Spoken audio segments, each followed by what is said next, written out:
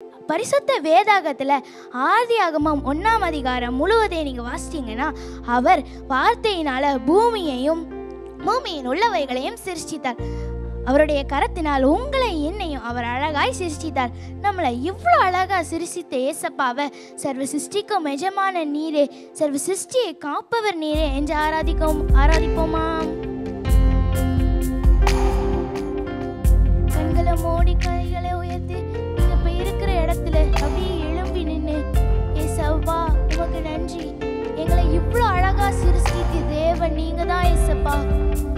எங்களை எவ்வளோ அழகா அந்த உலகத்துல சிருஷ்டித்து சாப்பிட்றதுக்கு எல்லாமே எங்களை அழகா போதித்து நடத்துனீங்க. அதுக்காக நன்றி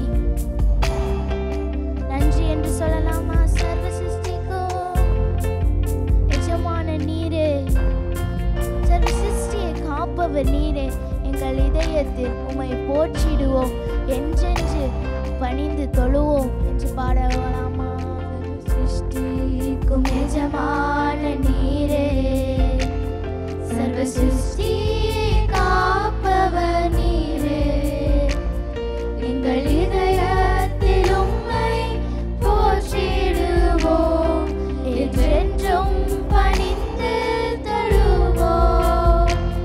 சர்வ சிருஷ்டிக்கும் எஜமான நீரே, சர்வ சிருஷ்டியை காப்பவர் நீரே, எங்கள் இதயத்தில் உம்மை போற்றிடுவோம், என்றென்றும் பணிந்து தொழுவோம். அல்லேலூயா, அல்லேலூயா, அல்லேலூயா, அல்லேலூயா, அல்லேலூயா, கரங்களை உயர்த்தி அல்லேலூயா, அல்லேலூயா,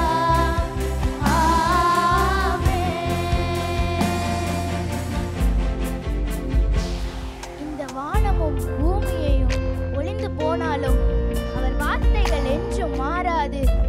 அவர் சர்வ வல்லமையுள்ள தேவன், எங்கள் இதயத்தில் உம்மை போற்றிடுவோம், நீரே உண்மையான தேவன். எல்லாம் சேர்ந்து உமக்கு நன்றி ஏசப்பா.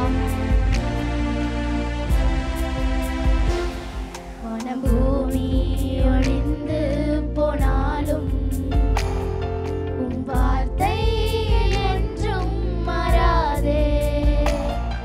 என் வாழ்க்கை அழிந்து மறைந்து போம், விசுவாசி என்றென்றும் நிலைப்பார்.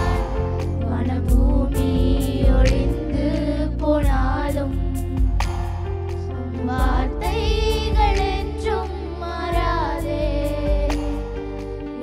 இந்த வாழ்க்கை அழிந்து மறைந்து போனாலும்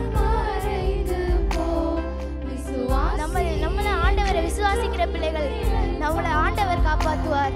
எல்லாம் சேர்ந்து அல்லேலூயா உமக்கு துதிக்கிறோம் ஏசப்பா. அல்லேலூயா, கைகளை உயர்த்தி ஏசப்பா உமக்கு நன்றி அல்லேலூயா என்று பாடலாமா? அல்லேலூயா, அல்லேலூயா, அல்லேலூயா, அல்லேலூயா, அல்லேலூயா, ஆமென். எல்லாரும் இருக்கிற இடங்கள்ல வீடுகள்ல இருந்து எங்களோட சேர்ந்து இணைந்து இன்னொரு முறை அல்லேலூயா என்று பாடலாமா?